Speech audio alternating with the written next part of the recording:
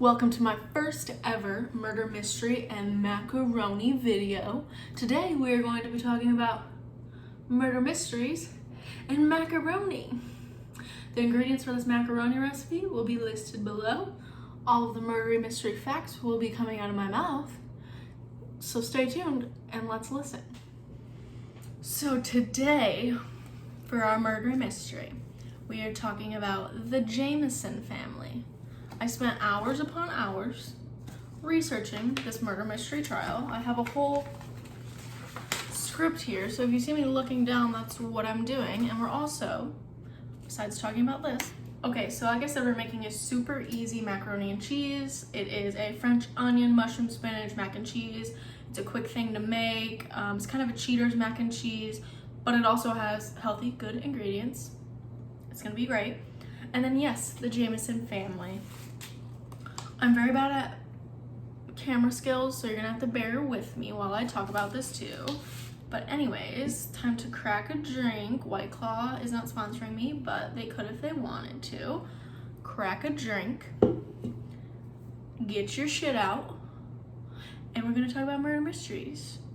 Okay, so like I said, the Jamison family, it consists of 3 people, mom, dad, and daughter.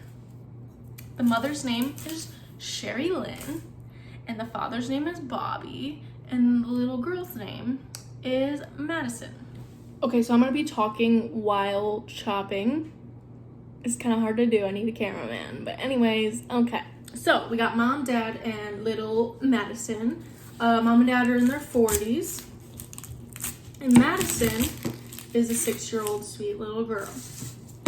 This story takes place in Eufaula, Oklahoma, and this happened back in October of 2009. So, on October 8th, 2009, the family, mom, dad, and little Madison, decided to travel to Sands Boys mountain range in Red Oak, which I'm assuming is somewhere close to Oklahoma. So they decided to take a little trip because they were scoping out a 40-acre plot of land to buy and hopefully live there one day. As you can see, I'm just gonna dice this whole yellow onion while I'm talking about this too. Okay. Dicing my onion. Fine dice. Okay, mom and dad wanted to buy this plot of land to live there, get away from all of the troubles of the world. This is hard for me to say because they had a storage unit, like what you would see on like barges, storage yards, whatever, like a huge metal storage unit. They had that on their property at their home in Eufaula. But they wanted to take that with them to this 40-acre plot of land, live there until they could build a home or something, I'm assuming. But whatever. Okay, diced up the onion. I had to go off camera because it's kind of hard for me to talk and chop an onion without sobbing. So anyway, that was their plan. They were gonna go live in this barge trailer thing on this plot of land. Figure their lives out, whatever. So pack up the truck, leave with their kid, and that's that. Well, days go by, their friends, their family, haven't heard from them.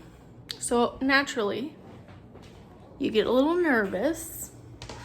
How come you haven't called me? You're out in the middle of nowhere.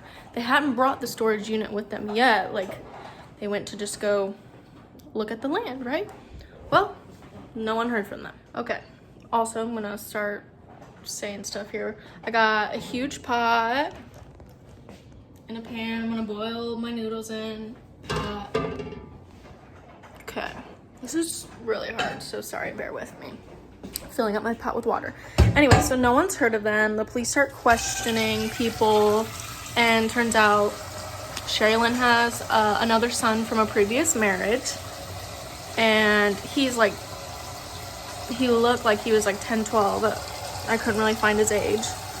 His name is Colton. He had no idea that that was his mom's plan, was to go out there and, you know, live with her then husband and his stepsister. Had no idea. Family had no idea. So it took 8 days for the police to comb the mountains to where they are, or where they were supposed to be. It took them 8 days, and they ended up finding their pickup truck. Okay, so they find the pickup truck, and it's a little weird because it's not where they originally were supposed to go, but it was like an hour away from their house in Latmire, still in Oklahoma. Nobody was to be found except the family dog. They did find Sherry Lynn's purse, Bobby, the father's wallet. They found like a map, GPS, just like some belongings, like a little weekend bag, you know, whatever. And then they found $32,000 under the seat, along with an 11-page hate note, letter, I don't know, from Sherilyn to her husband, Bobby. Again, I have my water boiling, and then I have this big pot heating up. I'm gonna throw in some olive oil, wait for that to get hot. Anyways, so yeah, the dog was fine, in case you were wondering. They just had no idea where in the world was Sherilyn, Bobby, and Madison. Had no idea where they were. So the police get back to the family, tell them what they found, and the family's kind of like, why would they have $32,000? Like, come to find out that they were actually also on disability. So I feel like someone like that wouldn't have $32,000 in cash shoved into their truck. So my main thought was like, drugs. Like, that's some drug money, right? Don't know. So my pan is hot. I am going to add all of the onion that I chopped up. I'll scrape that off later. I'm going to add maybe 2 big handfuls of spinach, and then I'm gonna add my diced mushrooms. So this is what it should look like. You're gonna mix it around. Yeah, we're just gonna saute it for a little while, so you don't really have to touch it. But anyways, on to my story. So like I said, I was like, that seems like drug money. Well, I didn't really hear a lot from like Bobby's parents, really. Maybe sometimes his mom. It was mainly like Sherry Lynn's friend. Her name was Nikki. So both Bobby's mom and Nikki were like, yeah, no, there's no way they're involved with drugs. Like, they wouldn't take their daughter around that, blah, blah, blah, blah, blah. So, whatever. I didn't really get a lot in between. But basically, 4 years later, on November 16th in 2013, 4 years later, the bodies were found. They were found about 3 miles, I believe, from their car. Hunters. So I'm also confused because I read that the sheriff's office, police, whatever, sent out like 100 people, dogs, helicopters, all that stuff to look for them. Mind you, they're 3 miles from their car. Doesn't seem that very far to me, but whatever. Anyways, they were found 4 years later, but they actually weren't identified until almost a year after that. So 5 years to, finally, put family, friends at ease that, hey, sorry, that was my dog. Hey, I'm sorry, but yeah, they are dead. We found them. So anyways, after the bodies have been laying there for all those years, obviously they couldn't really tell what had killed them. The coroner didn't really find anything except a small hole in Bobby's skull, but didn't really assume much of it. Obviously they have been out there for a really long time. Animals, weather, whatever. So that's where this part kind of ends. And now we're going to get into the crazy shit. Crazy. Makes no sense. I can't wait for you guys to like speculate on your own. Okay, so anyways, backstory. Now we know all this. Mom, dad, little girl drove into the woods planning to live somewhere on this 40-acre plot, end up missing, end up dead, no clues, nothing whatsoever. I'm still stirring my mushrooms and everything. I want them to get really nice and caramelized goodness. Anyways, and I'm on a medium-high heat. Okay, so backstory. This is my favorite part because this is like what took me the longest to wrap my mind around.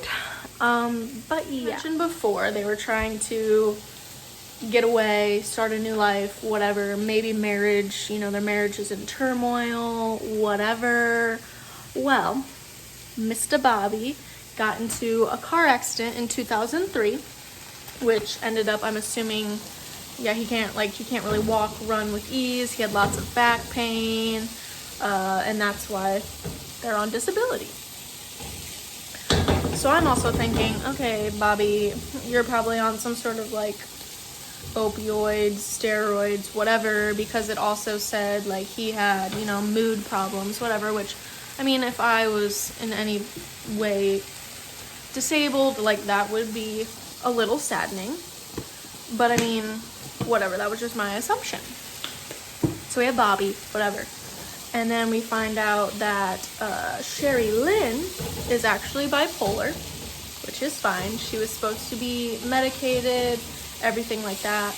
But her mother and friend had said that sometimes, or most of the time, she felt like she didn't want to take them, felt like she didn't need them, which would lead her into, you know, manic depression, spirals, whatever.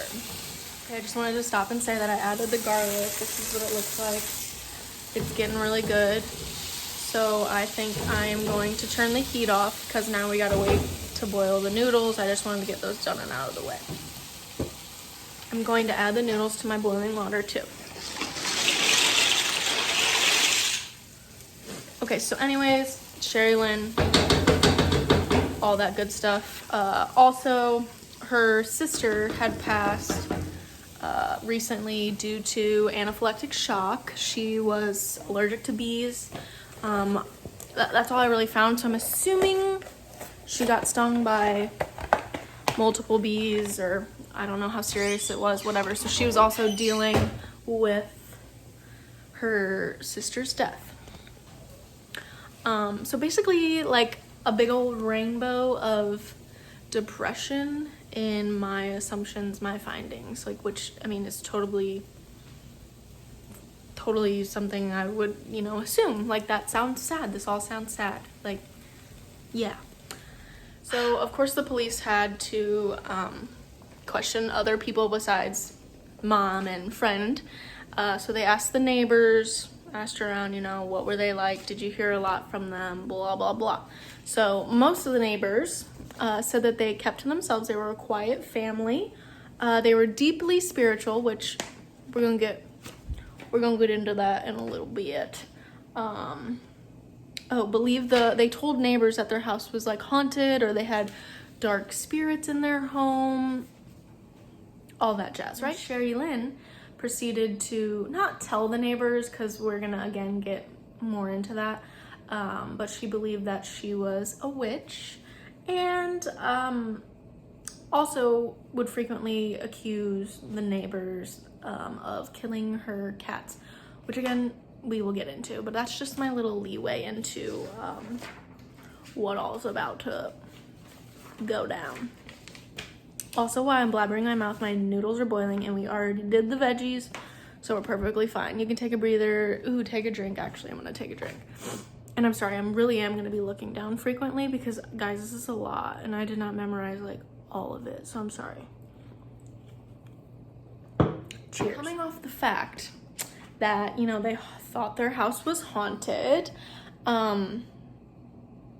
This is another guy that kind of adds to the testimony. They called a pastor, specifically Bobby. Bobby called a pastor to ask about special bullets to shoot at the spirits that were on his roof. Which also, not in his roof, like not in the attic, no, there were spirits on top of his roof.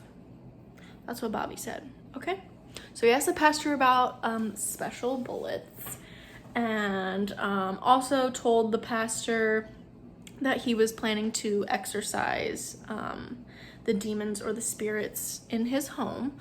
And the police did find a satanic Bible in their house, which, fine, whatever, but I'm assuming that's what Bobby was trying to use to figure out how to exorcise the demons, whatever. And also, we sort of know that Sherry Lynn thinks she's a witch, so whatever. They also did find like a witch, pagan ritual, whatever book in their house. Anyways, Madison, they spell it really interesting. Anyways, so she's 6, right? She's flipping 6. Like, you have imaginary friends. So she proceeds to tell her mom about her imaginary friend named Emily. And Mom, Sherry, oh my God, that's another demon. Our daughter is talking to a demon. That was her findings. So that was another little stick in the mud there for her reasoning to believe that they had spirits. Okay, and there's more. There's more witchy spiritual things. So also Nikki, Sherry's friend, would say that Sherry would want to hold like seances and all that stuff in the home. And, you know, I mean, I've done a Ouija board, whatever. Like, yeah, you're like, oh, yeah, that's fun. Like, that's what at least Nikki thought, you know? But she said that, you know, Sherry obviously took it a lot more seriously than she did. But, you know, Nikki being a friend was like, haha, this is fun, right? Whatever. But Nikki also said that she did feel like there was maybe a ghost or something in the home. She saw like a dark shadow, whatever. But then she also said that like Bobby sometimes seemed like possessed. Like sometimes he looked like he just had like a dark eyes, dark soul, whatever. So I'm like, I don't know what you people in Oklahoma are doing. Like, I just don't, like, whatever. I want to believe this Nikki lady, whatever. Besides that, too, Sherry would leave like notes around the house that said like, get out Satan, like just leave them around the house as protection. Sherry also believed that her house was built on Indian burial grounds. So I'm kind of like, did this lady just watch Poltergeist while she was on drugs and like, or not on her drugs and just kind of took that into a whole nother life or a whole nother personality? I really don't know. But yeah, so she believed that her house was built on Indian burial grounds and they were trying to get her daughter, whatever. So now we come back. Like I said, this story literally, like, it was all over the place. This was as organized as I could make it. But then we come back to the fact that they had this barge storage shed thing. Well, they kept it out front of the house before they were going to move it to the mountain somewhere and live in it. I don't know. But Sherry would go to spray paint protection messages, whatever, on this bin outdoors to try to protect them from the neighbors too, just what other sorts of spirits, which is 100% fine. Like I can be down with you. I believe that, like, whatever. But these weren't like what you would think would be protection things. I don't really know. So on spray painted on this storage container, one of them was only God can judge. Witches don't like their black cats killed, because remember, she thought the neighbors had killed her cats. So I guess that's her calling them out. But yeah, she believed there was some sort of form of protection. I did see the pictures, and a lot of the stuff on it like didn't really make sense as far as like sentences or whatever. Those were just like the two that I could really make out.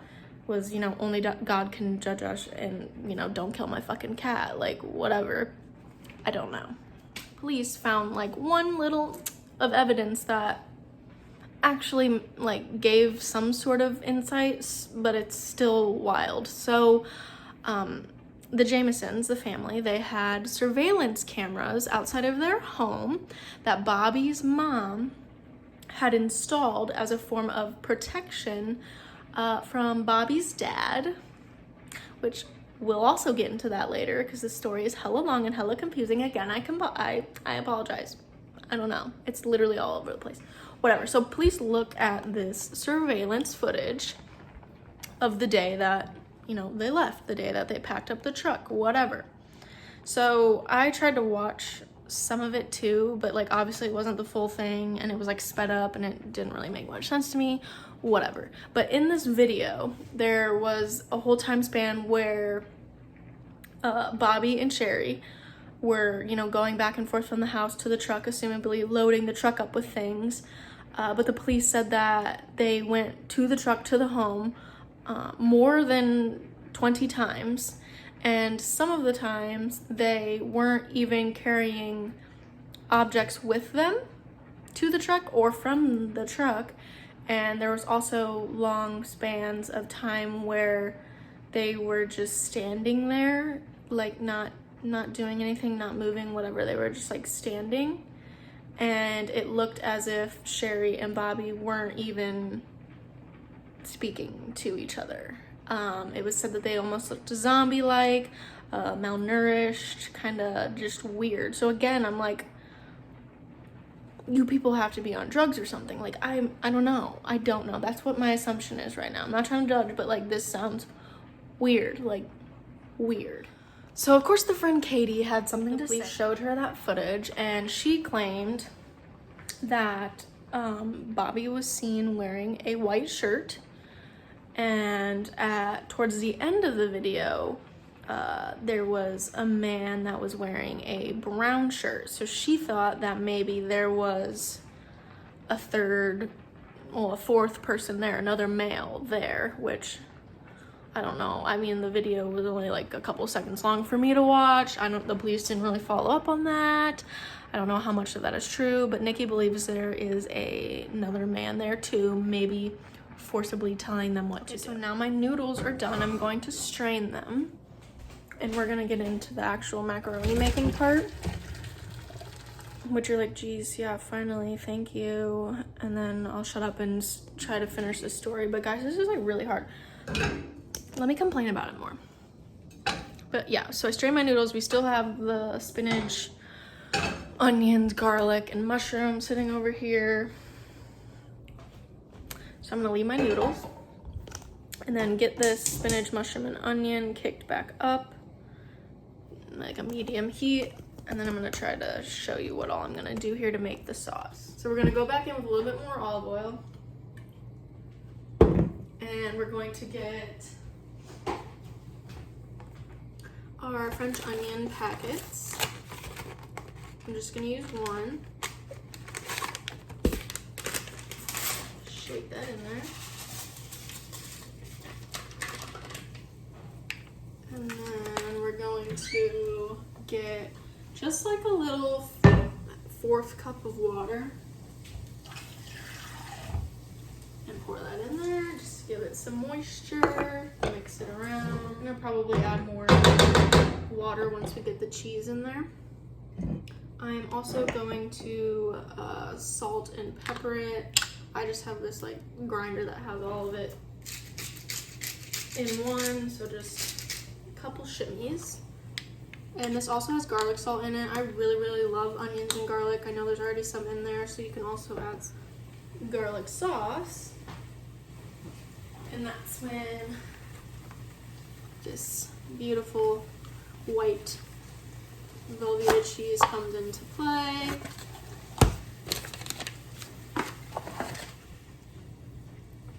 Okay, so before I add the cheese, I'm just gonna add the noodles back in. exactly how much cheese I want to add in there yet. So I'm just gonna put it in cube by cube, and then I'll let you know how much I do put in there. And I'm gonna add another 1/4 cup of water.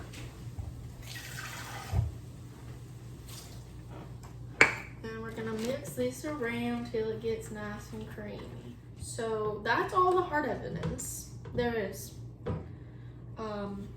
Yeah. So there is a lot of theories out there.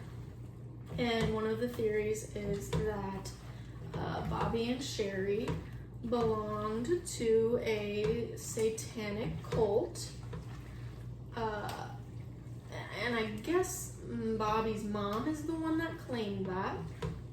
She said that they belonged to a satanic cult, and they were on some sort of satanic cult hit list. And that is why they got murdered. So that's one of the reasons. The other reason, which is, I mean, I don't know, drugs. That they were dealing, selling meth.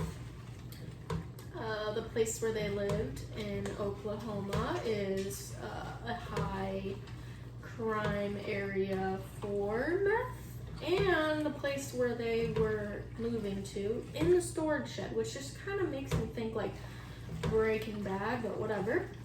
The place where they were moving to also has a high capita for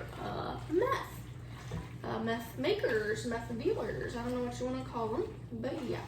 So there's speculation that, you know, that 3,200,000, whatever the cents of dollars was drug money, and maybe the drug deal went bad and they ended up killing the family. But that's where I get confused, because I'm like, why would they leave the $32,000 in the car if that's what they were trying to do? But whatever, not me. They also did not find any drugs in the car or in their home, so don't know. Anyways, this macaroni and cheese is done, which you're probably like, thank God, like get on with the story, because this has been all over the place. You can add more cheese if you want. I don't want to add too much, but this is what it looks like. Nice and yummy. Anyways, but I'll finish the story and then I can shove my mouth with this too. Okay, but still on the topic of meth, because I still kind of believe it was drugs, because whatever. They just seemed weird and paranoid, whatever. I mean, yeah, sure, they could be depressed. It could be bipolar disorder. I don't know. But some signs of, you know, doing meth: erratic behavior, hallucinations, panic, psychosis, confused exhaustion, malnourished, or zombie-like. That kind of sounds like what we saw on the camera, but I don't want to be the one to say that, you know. Okay, anyways, on to more theories, because, you know, there's a whole laundry list. Still under the topic of drugs, remember how I said that Bobby's mom had the cameras installed for security from his father? Well,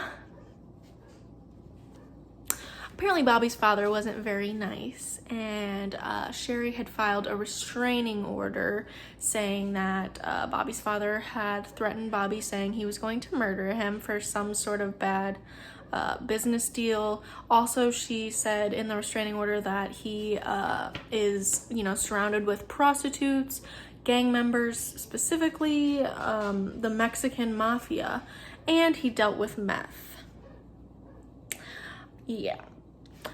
This restraining order was filed 6 months before they went missing, but unfortunately, Bobby's father died 2 months after they went missing due to health issues, and everyone dismissed him murdering them because, you know, his health issues, and he couldn't possibly do so, murder them, whatever. Also still on the topic of drugs and meth, I didn't really find a lot about it or like paperwork or anything, but apparently Bobby like ratted on someone in the neighborhood for having like a meth kitchen. So some people said like, yeah, it was you know, it was like payback, like you ratted me out, whatever. Meth all around, really. I do think it's meth. But anyways, on to the next. The next theory is that someone was trying to kidnap Madison. To me, I was like, okay, cool, they were trying to kidnap her, but like, she's dead. Which also could lead to other things, which I do understand, which there's also another weird story with that, but whatever. They said there was a theory they were trying to kidnap Madison, kill the whole family, maybe something went wrong, whatever, trying to kidnap Madison.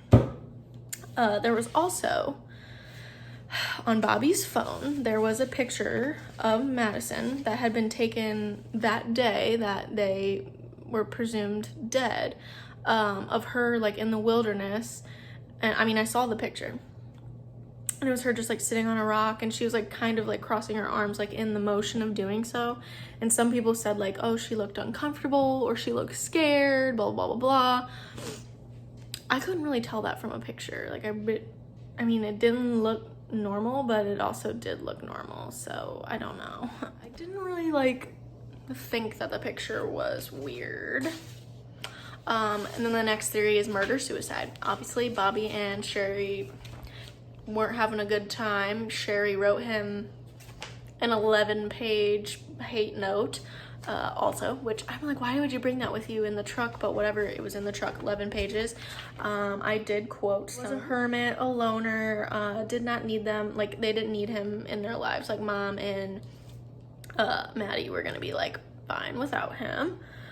Wanted divorce, he didn't care about their daughter, all that stuff in, you know, the 11-page hate note.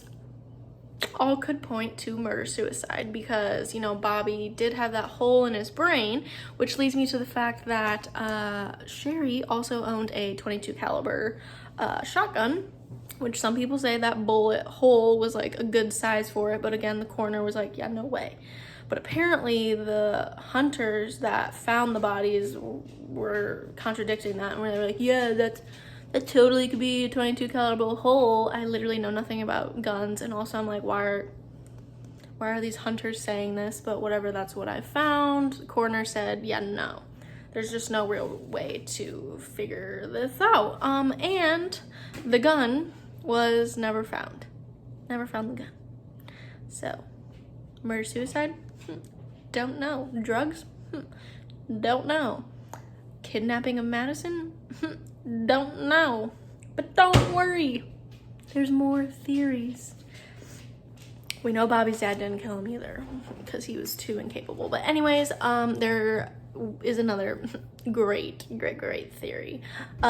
White supremacy. So apparently this aired on Investigation Discovery, ID Investigation Discovery, because, you know, call the hotline, still unsolved.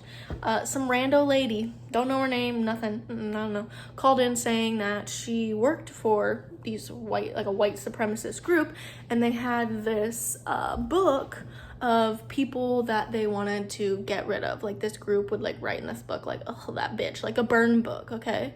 They wanted to get rid of them. And she was like the keeper of this book, like, but only wherever the fuck she worked. Like she doesn't have this book now. But every time someone would like write a name in the book, she would like research them. And she came to find out like most of the times when she researched them, they were like missing persons. And she remembered looking up the Jamisons and they're missing persons. So they're like, oh, the white supremacist group got rid of them. Again, have no idea who this lady is, whatever, but she says more. So she apparently also overheard two men in the group talking about how they got rid of the Jamison family. Like, oh, yeah, those dumb people, we got rid of them, blah, blah, blah. And some other guy was saying that he had, like, Madeline or Madison, Maddie, like, sit on his lap or something, and it, like, felt so good, which also I'm like, okay, that could lead to like the kidnapping thing again, and also like where my brain goes to like a wrong part of the story that I still don't want to say. It could also be why she's dead, but we have no idea what happened to her, if you get my drift. So whatever. That's what the woman said. No names were given. Nothing. Lastly, with this white supremacist lady, she did also like ID a specific symbol on Bobby's wedding band that like the public wouldn't have known. So I mean, also that might give some leeway into this white supremacy theory, but yeah, whatever. Okay, anyways, on to the last and final theory. There was apparently this random man. I still don't know the connection, like if Bobby knew him or found him somewhere or whatever. So they had this random man come and stay with them to help Bobby, because you know he's like disabled, whatever, can't lift boxes or move things, whatever. So they had this man come and stay with them for a little while just to like help do manual labor, whatever. And apparently the man was racist, and Sherry was of Native American descent, like she had some Native American blood in her, and he didn't like that, was very vocal about it, and she felt threatened. She felt like her daughter was threatened, so she pulled out that .22 caliber that no one can find, and apparently told this man to like get up out their home. So everyone was like, oh, that was probably like revenge. But apparently this man, who I also don't know his name, this man had an alibi for the time of their death, and everything checked out. Yeah, so to recap, this family of 3 in Oklahoma went to go buy a plot of land, wound up missing, then were found dead. No clues, nothing like that. $3,200 in their car. The dog was still alive. That's my main takeaway from this. And there's many theories of their murder. Yeah, witchcraft, ghosts, drugs, the cult, meth, Bobby's father, kidnapping, murder-suicide. My favorite, the white supremacists, and the random man that stayed with them. All of them turned up to be no leads, nothing.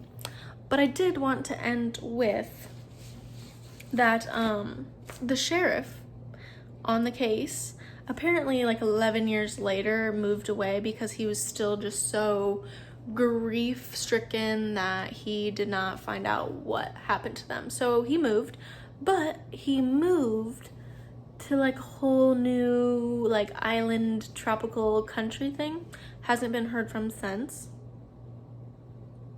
And then the pastor that got all the phone calls from Bobby about special bullets and, you know, people, spirits on their roof, the pastor, months after they were like found dead or disappeared or whatever, the pastor also moved. But he's still like in the United States. I don't know, he moved, but like will not talk about the case ever again, which I get, like that could be a lot for you to deal with, but that's just also kind of weird.